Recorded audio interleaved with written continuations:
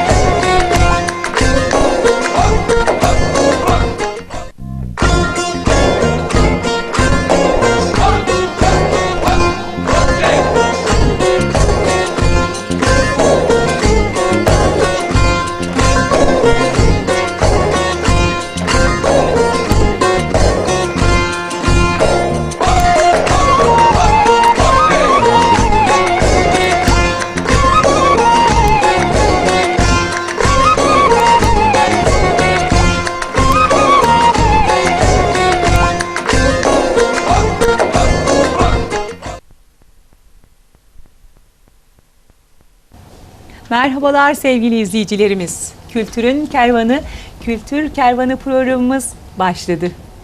Tekrar sizlerle Kanal 42 ekranlarından canlı canlı stüdyomuzdan merhaba demek için neşeyle, sevinçle, bahar heyecanıyla, bahar coşkusuyla, baharın getirdiği bütün güzelliklerle hazırlandık. Bugün yine çok özel konuklarımız olacak. Birazdan sizlere tanıtacağız kendilerini. Dolu dolu bir akşamımız olacak kültürümüz adına. Biliyoruz ki sizin o güzel gözleriniz, o güzel gönülleriniz, o güzel sözleriniz bizi oradan destekle, takiple bu programa ayrı bir enerji, ayrı bir sinerji, ayrı bir güç katacak.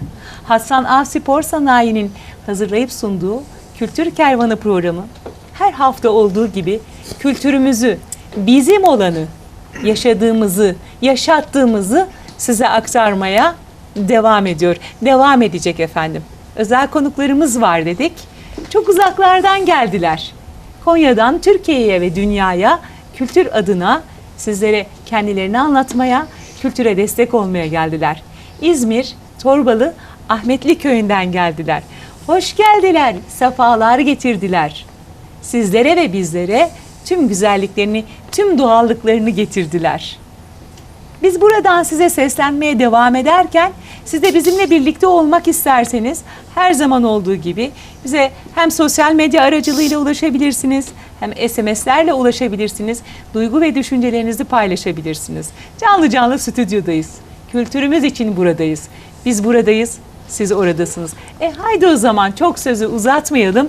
Diyelim ki kültürün konukları merhaba. Efendim merhabalar, hoş geldiniz, sefalar getirdiniz. Hoş bulduk. İlk konuğumuz Ali Şurgun Başkanımız, Ahmetli Köyü Yörük Derneği Başkan Yardımcımız efendim. Tekrar hoş geldiniz, sefalar getirdiniz. Enver Şengül Bey, ikinci konuğumuz, hoş geldiniz, Hoş sefalar bulduk. getirdiniz. Teşekkürler. Ahmetli Köyü Yörük Derneği Sekreterimiz efendim. Sekreteri. Evet ve gençleri temsilen çok güzel bir isim burada. Uğur Karateke Bey. Ahmetli Köyü Yörük Derneği Yönetim Kurulu üyemiz. Hoş geldiniz. Hoş bulduk. Sefalar getirdiniz. Denetim kurulu üyemiz. Evet, denetim kurulu üyemizmiş. Tayyip Sağ Bey var, şair ve halk ozanı. Bize eşlik edecek bu akşam. Hoş geldiniz, sefalar getirdiniz. Hoş bulduk. Teşekkür ederim. İyi akşamlar. İyi akşamlar. Efendim burada halk oyunları erkek grubumuz var, ekibimiz. Bize eşlik ediyorlar bu stüdyoda. Tabii ki biz bu hafta yine tek stüdyo değiliz. Sizlerle buluşurken dolu dolu yaşatacağımız o kıymetli kültür dakikaları için diğer stüdyomuz da hazır. Orada kimler yok, kimler yok efendim. Hanımlarımız, kızlarımız var, büyüklerimiz var, köyümüzün büyükleri var, halk oyunları ekibimizin efendim kızları var. Orada çobanımız bile var. Bizi bekliyor, onlara da uğrayacağız, selam vereceğiz ve çok da güzel ürünlerimiz var efendim. Köyümüzden geldi, tamamen doğal. Bugün hem baharın getirdiği o şenlik, şölen, mutluluk, muhabbet hem de yeşillikler var. Siz de hoş geldiniz, sefa getirdiniz. Ayaklarınıza sağlık efendim.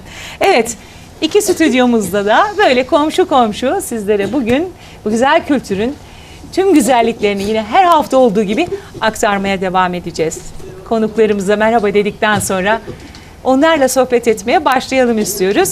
Ve sizler bu sohbeti izlerken tekrarlamak istiyorum efendim. Bizlere eşlik edebilirsiniz.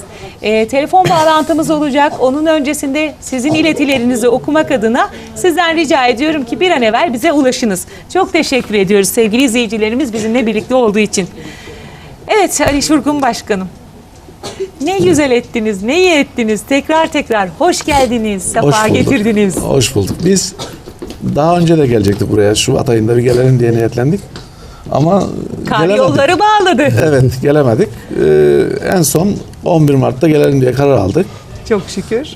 Nihayet gelebildik. Uzun bir yolculuktan. Çok uzun bir yolculuk. itibaren. Kaç saat sürüyor Ali Başkanım? Valla 8 saat falan sürüyor ama biz 11 saat, 12 saatte geldik buraya. Molalar vardı. Molalar vardı. Dinlendik. Güle oynaya geldik.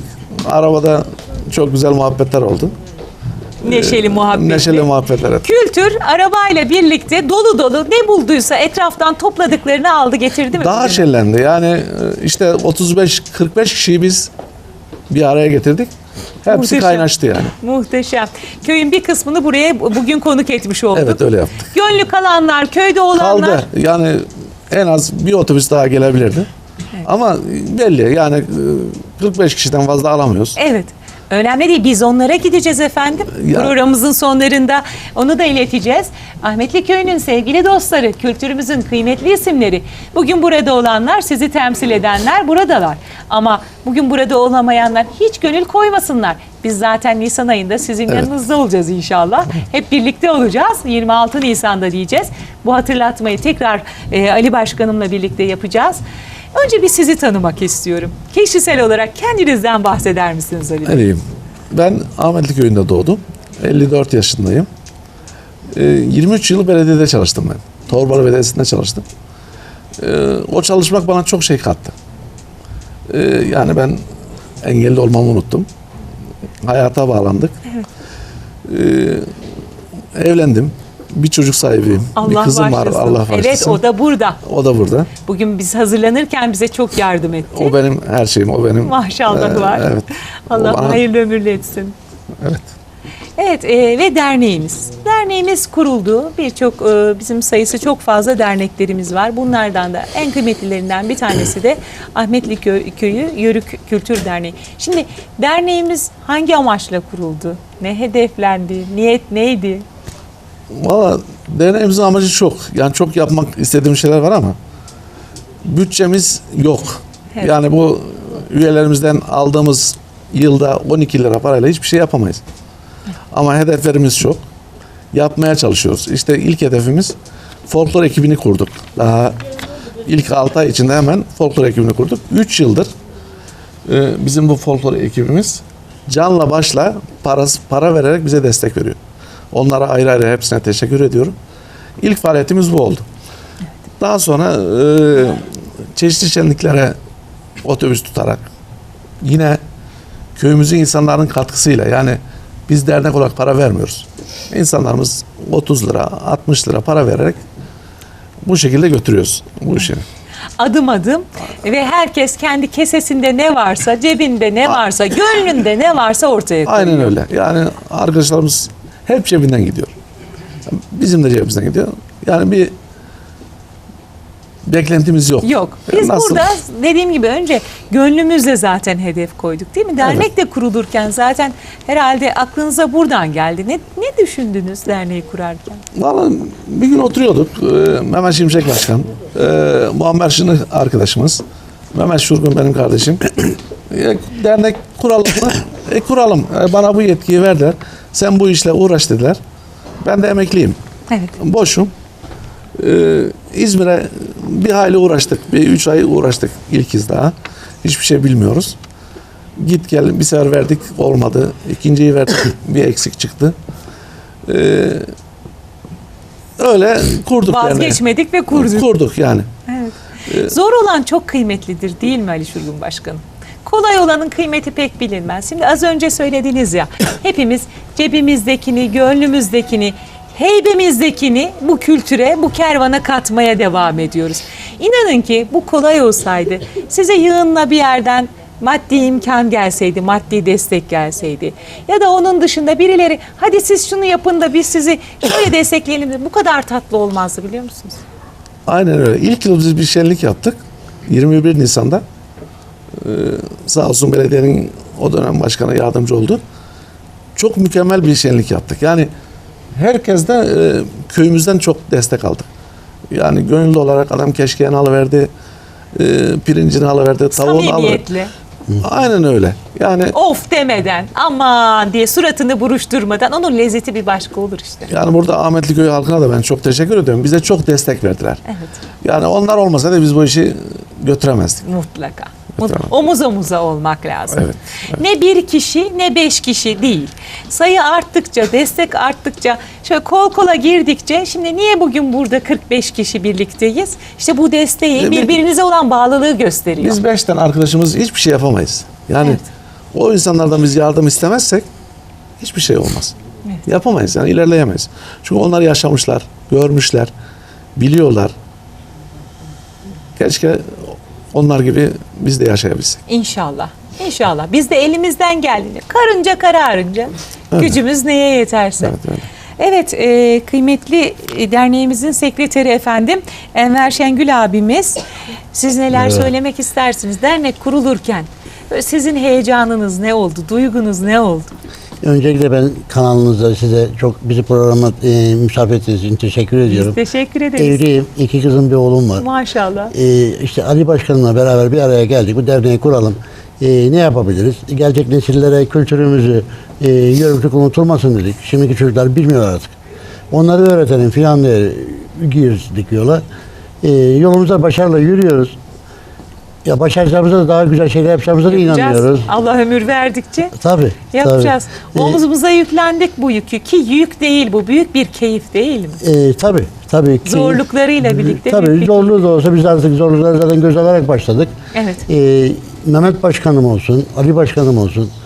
Hepimiz elimizden geleni yapıyoruz. İnşallah daha iyi şeyler yapacağız. Kendi köylerimiz zaten destek çıkıyorlar. Yani iyi gidiyoruz. Çok şükür. İyi gidiyoruz. Çok şükür. Köyümüzün kendi güzelliği, kendi gönlü güzel insanları olduğu için Evet. dediğim gibi yani akarla gelse, dolu dolu gelse, heybe heybe gelse belki bu kadar tatlı olmazdı. Samimiyet belki bu kadar olmazdı. Evet. İçtenlik bu kadar olmazdı. O yüzden işin lezzeti bir başka. Yani sizinle ben sizin çadırınızda diğer bir şölende tanışmıştım Ali Şırgun Başkanımla. İnanın o çadırınızla bile o şeyi, muhabbeti, o sıcaklığı hemen hissediveriyor insan. Evet. Konuk olmuştuk. Çok da mutlu olmuştuk. O gün orada tanıştık. Bugün burada da birlikte tekrar stüdyoda. Ne güzel, mutlu Sizleri olduk. konuk etmek ne güzel. Bize şeref verdi. Siz de bizi onur mutlu verdi. ettiniz. Çok mutlu teşekkür ettiniz. ederiz. Ben teşekkür ederim. Evet, Uğur Karateke. Ne dedi efendim Enver Şengül Bey? Biz gençlere bu kültürü anlatmak, yaşatmak, onların bilmediklerini onlara tekrar hatırlatmak, öğretmek için elimizden geleni yapıyoruz dedi. Ki ellerinden geleni yaptıklarının en canlı örneği de sizsiniz. Evet, ben de dernek başkanımız ve diğer yönetim kurulu arkadaşlarımız adına size çok teşekkür ediyoruz. bu Ne konuda. demek? Ve bana da böyle bir şansı verdikleri için kendilerine teşekkür ediyorum. Ben de elimden geldiği kadar yani önümüzden gelen artık gençlere hani bu işi daha iyi nasıl yapabiliriz, nasıl derneğimizi daha iyi konumlara taşıyabiliriz, bunun için mücadele edeceğim. Geçmişten günümüze bu kervan böyle akıp gidecek, yürüyüp gidecek. O gün atalarımızın çok geçmişte en büyüklere gittiğimizde Ertuğrul Gazi'sinden, Osman Gazi'sinden tutun da Atatürk'e kadar bize bu kültürü yaşatan o kıymetli isimlerin şu andaki yüklenicileri sizlersiniz. Bu kültürün taşıyıcıları sizlersiniz. Bu bayrak, bu silsile böyle devam edecek. Bir kuşak sonraya daha aktarabilirsek bu bizim en büyük onurumuz olacak. En büyük şerefimiz olacak. Daha ne isteriz? Evet, bizim de zaten temel amacımız o. Hani gençleri bu işin içine nasıl daha iyi adapte edebiliriz, nasıl daha iyi sokabiliriz. Yani bana gerçekten çok büyük bir şans verdi dernek yönetim kurulu. Onun için de biz de artık elimizden gelen ne varsa yapmaya çalışacağız. Gençlerimizi bu işi artık daha iyi nasıl yapabilirler onu adapte edeceğiz yani. Evet. Nasıl mesela o gençlere ulaştığınızda ne söylüyorsunuz? Nasıl diyorsunuz? Yani kültürü anlatmak için o ilk adımı nasıl aktarıyorsunuz? Yani kardeşim bu bizim kültürümüz. Bunu yaşayıp yaşatalım dediğinizde belki çok anlam olmaz. Biraz yaşayarak anlatmak lazım değil mi? Yani Evet, yani- omzumuzda bir yağlıkla burada ekrandan bir genç temsilci olmak bile aslında yaşayarak anlatmak. Evet, yani ben de yani genel anlamda aslında bizim yörelerimizde gençlerimize bunu aktarmak şimdi o kadar kolay olmuyor. Evet. Hani herkes artık Tahmin sosyal edebiliyorum. medya vesaire Her yerde öyle. her yer kaynaşık ama hani bunlar nasıl oluyor? Bize büyüklerimiz nasıl yol gösterdiyse biz de o şekilde artık gençleri yönlendirmeye çalışıyoruz. Evet. Hani bu bir tek benim gayemde olmuyor tabii. Veyahut da benim gibi gençlerin sayesinde olmuyor. Bunu bizim başlarımızdaki büyükler bu konuya destek veriyorlar. Biz de onların sayesinde birkaç adım atmaya çalışıyoruz yani ki daha ileriye taşıyabilelim diye. İnşallah. İnşallah. İnşallah. Üstadım sizi de kısacık bir tanıyalım mı? Bizim Konya'dan misafirimizsiniz bu akşam. Evet. Tayyip Sağ Beyefendi, şair ve halk ozanı dedik özetle biz sizin Evet. için. Çok doğru. Ben de öncelikle İzmir'den Konya'mıza teşrif etmiş olan çok kıymetli hemşerilerimize hoş geldiniz diyorum. Bu geleneği yaşattıkları için hepsine de çok çok teşekkür ediyorum. Evet, bu gelenek dünya durdukça duracak. Bunun kaybolması, yok olması mümkün değil. Evet. Bu toprağın geleneği kültürü çünkü Bir bu. tane de Yörük Türkmen yaşadığı sürece bu Türk geleneği yaşayacaktır. Bundan kimsenin de en ufak bir şüphesi olmasın. Evet, İnşallah böyledir. İnşallah. Tekrar hoş geldin diyorum. Güzel bir akşam olmasını diliyorum. Siz de hoş geldiniz diyoruz. Ben sohbete devam edelim diyeceğim. Hemen orada genç temsilcimizden sözü üstadımıza aktardım ama biz şöyle birkaç dakika mola versek, hazır sözü de üstadımıza vermişken oradan bir onun muhabbetiyle bağlasak uygun mudur üstadım? Tabii. Peki buyurun o zaman sizinle. Memleketim, bitmedi hasretim memleketime isimli bir şiirle akşam programına Bir merhaba atmaya diyelim. çalışacağız. Merhaba diyeceğiz. Gözümüzde kaldı bize sılamız, kapanmaz oldu bak hasret yaramız. Gelem desem olmaz uzak aramız, bitmedi hasretim memleketime. Hasretim tutuyor evim yurdumda, yetmedi bir türlü gurbet derdimde. Biz bitip gittik de elin yurdunda, bitmedi hasretim memleketime. Gurbet elde türbe olsa kabrimiz, çürür hasret ile kemiklerimiz. Biter mi yurduma özlemlerimiz, bitmedi hasretim memleketime. Bitmedi hasretim memleketime. Hasretimiz bitmez değil mi? Mümkün. Yaşarken bile hasretiz biz. Kışı ayrı güzel, yazı ayrı güzel, baharları ayrı bir güzel. Bu memleketin bulunduğu, yaşandığı anda bile gerçekten özlemi. Bugün işte ülkenin ortasındayız. Burnumuzda bazen Doğu, bazen Ege, bazen Karadeniz, Akdeniz, Marmara tüter. Karadeniz'dekinin burnuna Akdeniz, İç Anadolu, Ege tüter. Böyle bir hasretlik hep yaşanır değil mi? Değil mi Ali Başkanım? Garip bir şey. Gün gelir böyle de bu hasreti gidermeye çalışırız. İnşallah. İnşallah. Allah'ım böyle özlem versin. Başka türlü aratmasın inşallah. Sevgili Hanım, ben az evvel 3 tane arkadaşımın ismini unuttum. Kurucu üyelerimizi. Söyleyelim Onların hemen. isimlerini söyleyelim. Hemen söyleyelim, Durmuş Ali buyurun. Göztepe, İsmail Göztepe. Evet. Bir arkadaşımız daha var ama o da şimdi aklıma gelmiyor. Özgür Şurgun, pardon. Özgür Şurgun. Evet. Tamam. Özgür Hatırlattık yardımcılığımıza. Diğerlerini söylemiştim zaten. Evet. Onlara ayıp Onlara da olmazsa. çok Onlar teşekkür bizim kurucu ederiz. üyelerimiz. Evet. Onlara çok teşekkür ederiz. Şimdi Ahmetli Köyü'nü şenliklerden, şölenlerden ve sizin varlığınızdan az buçuk tanıyoruz.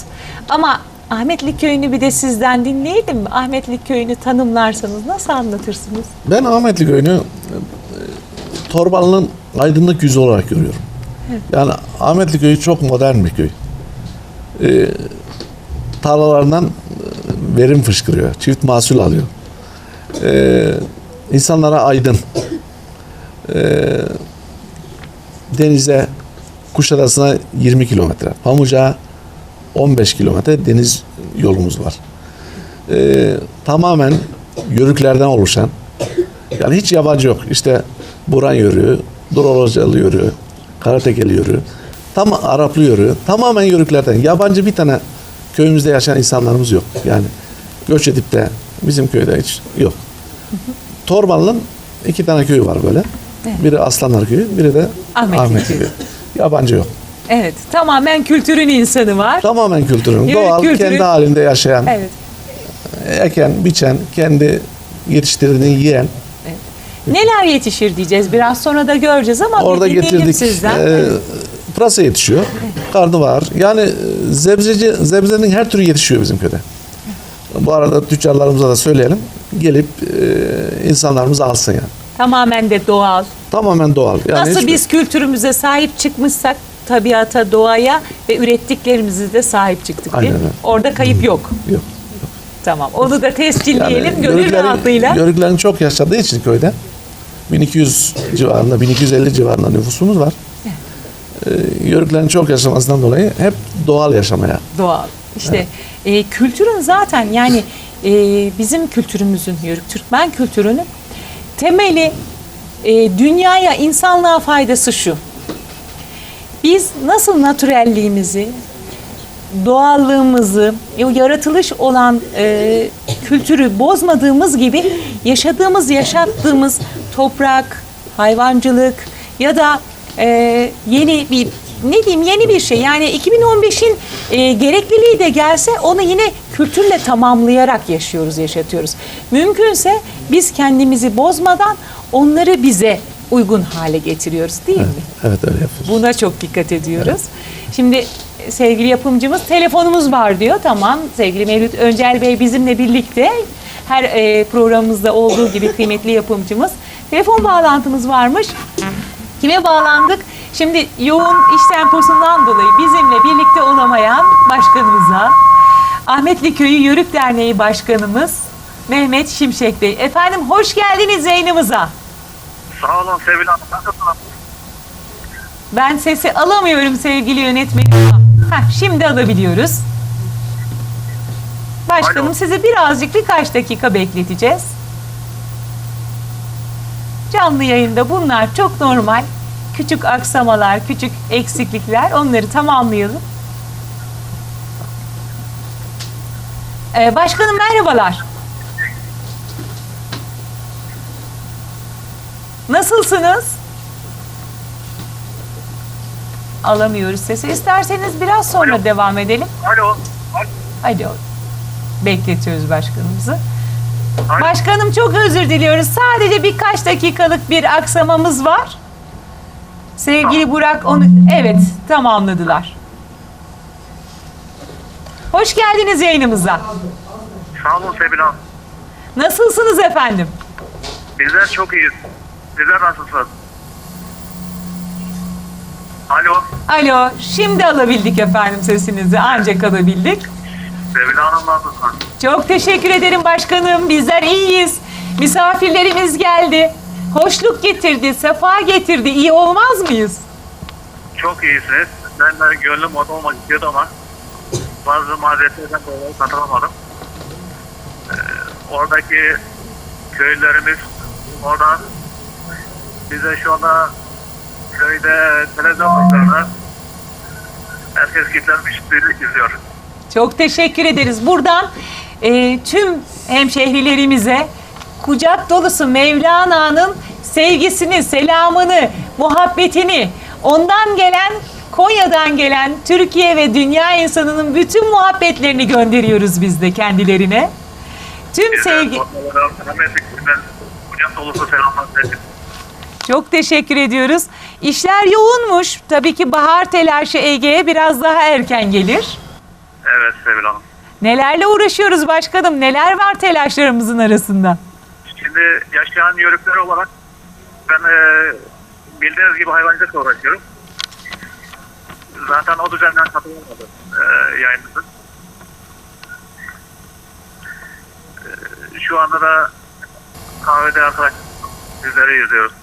Evet. Nasıl güzel gidiyor yayınımız değil mi? Çok güzel. Mükemmel. Çok sevindik biz de. Sizin misafirleriniz, sizin efendim burada olmayışınızın eksikliğini tamamladılar. Sizin sevgilerinizi, güzel dileklerinizi, dualarınızı, temennilerinizi bize getirdiler. Ahmetli Köyü'nün doğallığını, kültürünü buraya getirdiler, buraya taşıdılar. Hiç yorulmadan o saatleri geçirip o kültürün kervanına olan katkılarını bu dakikalarda da aktarmaya devam ediyoruz efendim. Var mı bizden bir isteğiniz, arzunuz? Herkese çok selam. İnşallah önümüzdeki günlerde oradaki yönetimi arkadaşlar anlatacaklar. 26 Nisan'da bir yürüyüş şenliğimiz olacak. Evet. Sizin aracıyla bütün dernekleri, yörük kardeşlerimizi 26 Nisan'da Ahmetli Köyü'ne bekliyorum. İnşallah. Sağlıkla, sıhhatle Allah'ım o güne kavuştursun. Hep birlikte orada buluşalım inşallah. İnşallah. Bu güzellikleri bir de köyümüzden yaşayıp yansıtalım diliyoruz biz de. Çok teşekkür ediyoruz başkanım. Sizin Ben nezdinizde de teşekkür ediyorum. tüm halkımıza hürmetlerimizi ve sevgilerimizi iletiyoruz. Hayırlı yayınlar. Çok teşekkürler. Hayırlı akşamlar. Evet, kıymetli başkanımıza böyle canlı canlı bağlandık telefonumuzla ve dostlarımıza bağlandık Ahmetli Köyü'ne. Ahmetli Köyü ile birlikte aynı zamanda bizi izleyen tüm dostlarımıza, tüm kültürün insanlarına efendim, Marmara'ya, Ege'ye, Karadeniz'e, Doğu Anadolu'ya, Güneydoğu Anadolu'ya, Akdeniz'e selam olsun. Tüm illerimize, bizimle birlikte olan siz gönlü güzel sevgili izleyicilerimize selam ve sevgi ve muhabbet gönderiyoruz. Kültürün Kervanı, Kültür Kervanı programımızdan efendim. Kültür akıtıyoruz. Nehir nehir. Sevgi akıtıyoruz. Irmaklar gibi. Ağaçlar kadar yeşil güzelliklerini sunuyoruz. İnsanımızın, insanlığımızın ve şimdi ben efendim 1. bölümün sonuna da burada bizi hiç zahmet görmeden, hiç yorgunluk bilmeden ayakta bekleyen erkek halk oyunları ekibimizle gitmek istiyorum. Onların bir oyunları var. Onlar oyunlarını sergileyecekler ve biz 1. bölümümüzü tamamlamış olacağız. Bir reklam aramız olacak. Reklam aramızdan hemen sonra biz tekrar burada olacağız. Sizlerle birlikte olacağız. Kısacık bir reklam arası. Eğer kısacık o reklam arasında da bizi bırakmazsanız, reklam arasından sonra tekrar bizimle birlikte olursanız çok sevinirim diyeceğim. Ben halk oyunları ekibimi almak istiyorum. Eğer oyunumuzun bitiminde de hocam sohbetimizi yapalım mı, ne dersiniz? Şu sohbeti yapalım, aradan çıksın isterseniz. Tamam. Biz halk oyunlarımızın ilk oyununu alacağız. Sonra bir sohbetimiz var kendileriyle. Sonra reklama gideceğiz. Evet, sizlerle şenlenelim. Şimdi Kanal 42 ekranlarından Kültür bir de sizin bu güzel şölen tadındaki oyununuzu görsün. Buyurun lütfen.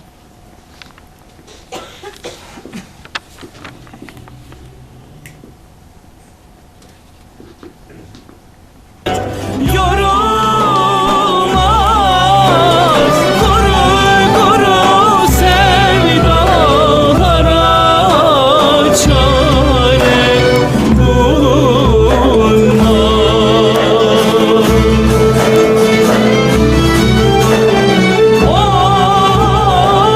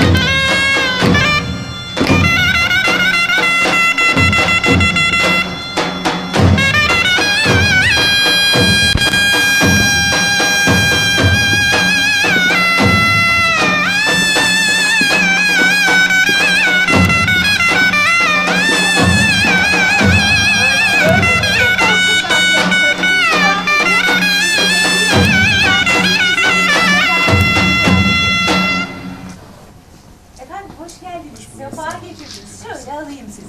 Sanki buradan daha rahat gözükeceğiz. Sizi bir tanıtabilir miyiz izleyicilerimize? Ben Yılmaz Gümüş. İzmir'de oturuyorum. Gaziantep'te. Ege Üniversitesi Konservatuvar Bölümü Halk Oyunları'nda okuyorum. Torbalı Halk Eğitim Merkezi'nde çalışıyorum. İşte aynı zamanda Ahmetliköy Yörük Derneği'nde 4 aydan beri halk oyunu öğretmenliği yapıyorum. Ellerinize, emeklerinize, gönlünüze, ayaklarınıza sağlık. Çok keyifli bir oyundu. Oyunumuzun adını alalım mı sizden?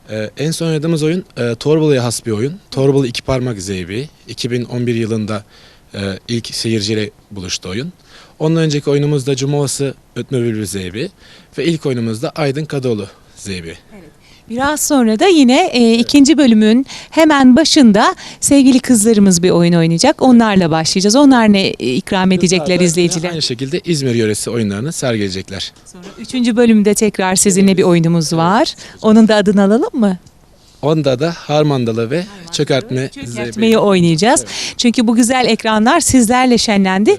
Şölen tadında çok güzel bir akşam geçirtiyoruz. Geçirtiyorsunuz sizler bizleri ve izleyicilerimize. Ve bu keyifli dakikaları paylaşırken ben bilgilerini de ayrıntılarıyla vermek istedim. Hemen şuradan kısaca da isim baştan başlayarak alalım mı isimleri sizden? Evet, alalım. Yoklama yapmış gibi olacağız biraz ama burada herkes nasıl olsa. Evet. Çetin abi. Çetin Bey. Kendileri Durmuş abi. Durmuş abi. Ömer Bey. Musa Küçük Bey siz. Evet. Yaşar Küçük şöyle çekilin. Geçelim. Mehmet Şurgun. Enes Göztepe. Evet. Mehmet Şurgun. Tamam başkanım onu da düzelttik hemen. Hocam çok teşekkür ediyoruz. Şimdi kısacık bir aramız olacak. Ondan sonra yine sizinle şenlik ve şölen tadında programımız devam edecek. Evet efendim Kültür Kervanı programı kısacık bir reklam arasıyla devam edecek. Reklamlardan hemen sonra güzel kızlarımız İzmir Torbalı Ahmetli Köyü'nün güzel kızları, şenlikleri, tatları, güzel baharları bugün akşam buradalar. Sizleri oyunlarıyla karşılayacaklar. Sonra biz diğer stüdyomuzdan size selam vereceğiz. Orada da ayrı bir bereket, ayrı bir güzellik, ayrı bir coşku olacak. Tabii ki reklamlardan sonra hemen biz buradayız. Sizleri de bekliyoruz efendim.